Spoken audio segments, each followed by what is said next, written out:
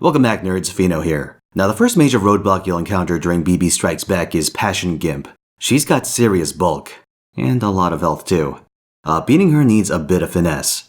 You'll notice P-Lip's got 3 health bars, which means 3 separate phases to consider. Right off the bat, BB slots give your frontline a permanent heal, 3k per turn, which is substantial provided you don't get burst out.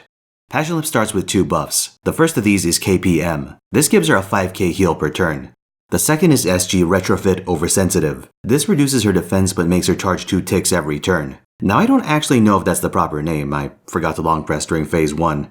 You could burn her down before she NPs, but for a lot of practical strats, you'll need some way of mitigating damage. Mash's Lord Camelot is quite good for this, and Passionlip's NP will actually charge it for you. In fact, a lot of NP spamming setups benefit from this property. Once her first bar breaks, you'll enter phase 2. She loses Oversensitive and gains a new buff called SG Retrofit Masochistic Nature. This raises her defense and debuff resistance. This phase will be fairly slow if you don't have a defense-ignoring NP. After breaking her second bar, you enter phase 3. Passionlip loses Masochistic Nature and gains SG Retrofit Sloppiness. This gives her instant death chance to normal attacks. It's not really worth playing around this. If you get unlucky, you'll have to reset Scum or take the L.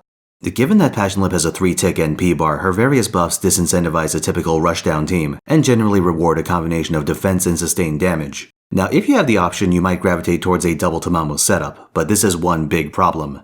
Lip massacres support casters. 2 crits and she can kill Waver through Lord Camelot. It's brutal. Instead, I'd recommend pairing Mash with a Knight class servant who has an Arts NP. These can leverage defensive class advantage for much needed survivability. Squirturia, Chloe, Emmy Alter, and Nero Bride are standout picks. Arts crit characters can also work, but you might have trouble finding a good 20-30 carrier to assist them. Your third member really just needs to not get in the way. In the footage, I lose Waver early on, and Brave Ellie just kinda sits there like an asshole. Thankfully, Mash Squirturia can pretty much 2-man this fight. Now, you have to be careful using charge reducers like Orion, Emmy Alter, and Squirturia, because if you hit too often, you can cause Lord Camelot to desync with Passionlip's NP. This will cause you a lot of problems, so keep an eye on your buff timers and hold back when necessary.